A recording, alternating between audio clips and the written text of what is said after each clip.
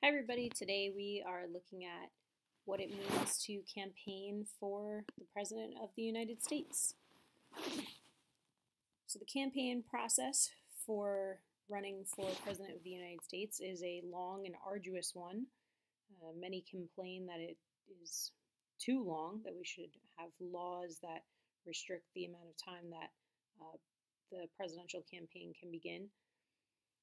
But there are no laws for it right now. Obviously, you can't campaign for another election until the first one has been won, but very often, and we're seeing more and more now, that once one election cycle ends, the next one really does begin. So the limitations on becoming president, you guys already know these qualifications. You must be 35 years of old. You must be a citizen of the United States. And so thinking about these things, how many people really could be president of the United States, how do we narrow that number down, and how exactly does it come to be? Well, we're going to see some of the methods for presidential campaigning. The first we're going to think about is television and other media and advertisements. We see television advertisements. If you think back to the 2016 election, there were campaign ads that were running not just for president, but also in local and Senate races and things like that. And those can influence people's views. Some of those television ads are bought by special interest groups, and I'll talk more about that in just a little bit. The presidential debates have been organized since the mid-70s, but the first presidential debate was in 1960 between John F. Kennedy and Richard Nixon. That was the first televised debate. It's a lot of history to just that one debate as well. Personal appearance tours, that's when the candidate gets down and introduces themselves and shakes hands with all the people and puts on a hat and kisses babies and all these things in an effort to be more personal and make that appearance with local people feel more compelling and to make them relatable.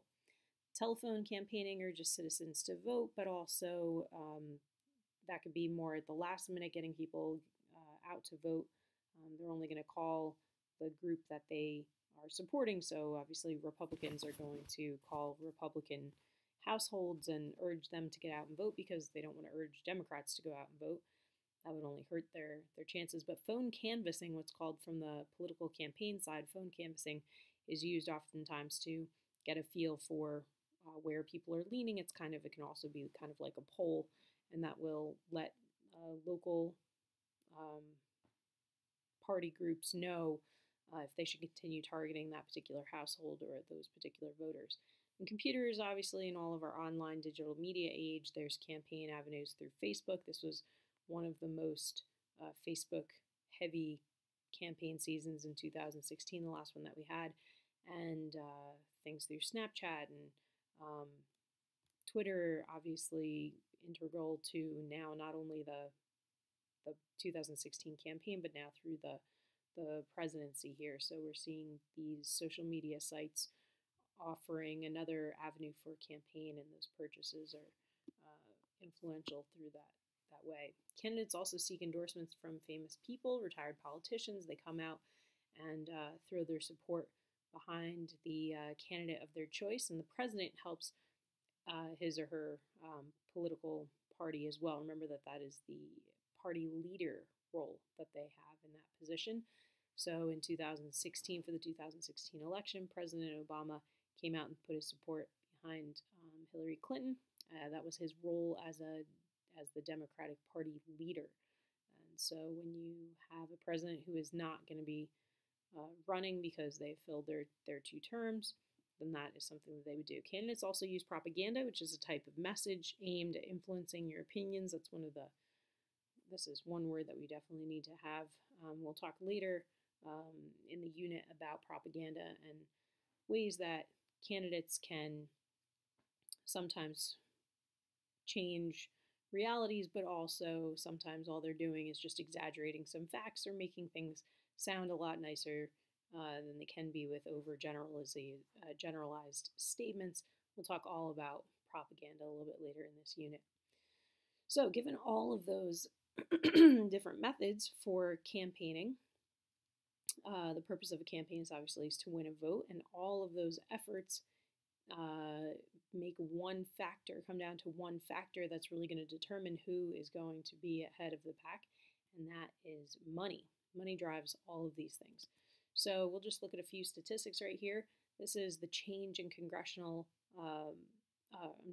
the change in money spent on congressional elections over the last couple of decades here.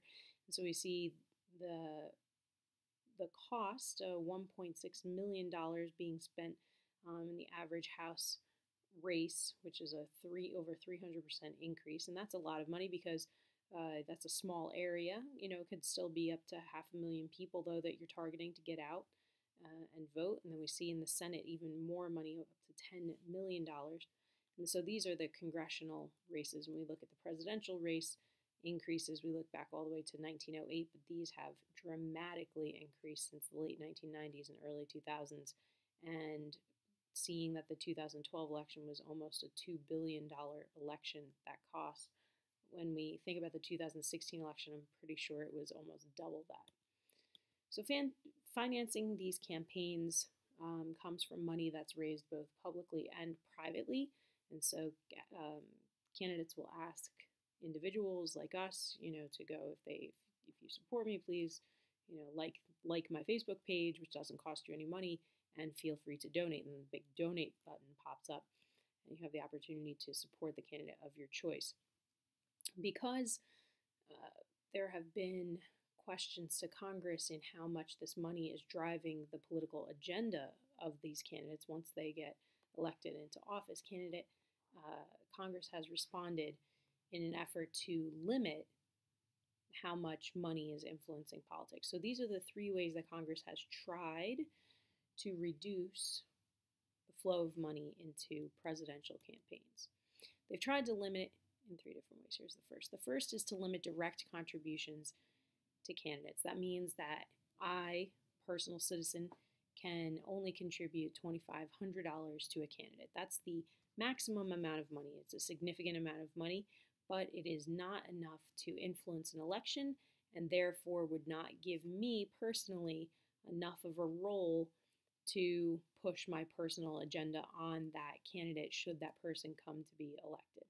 The second is to limit the amount of money spent by the candidates, how much money they themselves can spend on their own election. So that was an effort to keep very rich candidates from using their own money, try to keep a more even playing field for a common citizen who's not a wealthy millionaire, can use their own money.